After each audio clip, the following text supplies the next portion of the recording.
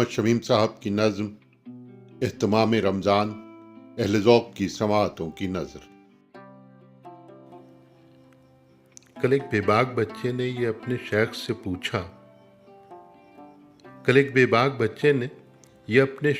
پوچھا، مجھے بتلائیے رمضان کا آخر ہے مقصد کیا؟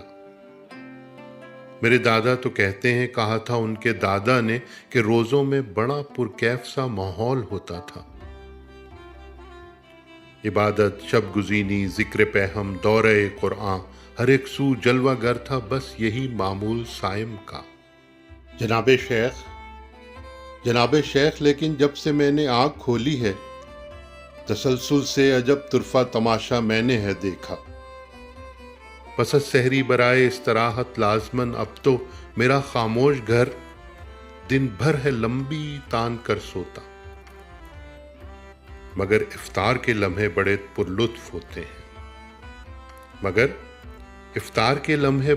لطف ہوتے ہیں۔ کئی اقسام کی سجتی ہیں دسترخوان پر اشیاء، پکوڑے، چاٹ، لڈو، رس ملائی شوق سے کھا کر پس افطار روزہ دار کھانا نوش ہے کرتا۔ مقرر کھا کے سونا، سو کے کھانا، کھا کے پھر سونا، یہی المختصر ایک عمر سے مشہود ہے میرا۔ شیخ صاحب نے جواب دیا، کبھی مرغوب تھی دل کو سحرگاہی گئے وہ دن، کبھی مرغوب تھی دل کو سحرگاہی گئے وہ دن، سرشتے مسلم نو سے ادا وہ ہو گئی عنقا۔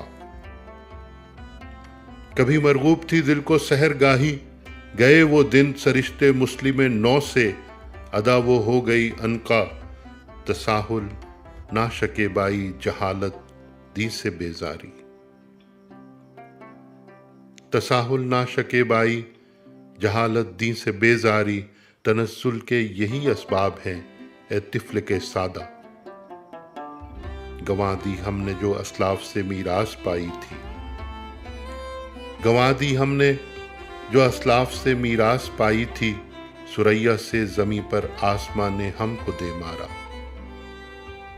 کل ایک بے باک بچے نے یہ اپنے شیخ سے پوچھا، مجھے بتلائیے رمضان کا آخر ہے مقصد کیا؟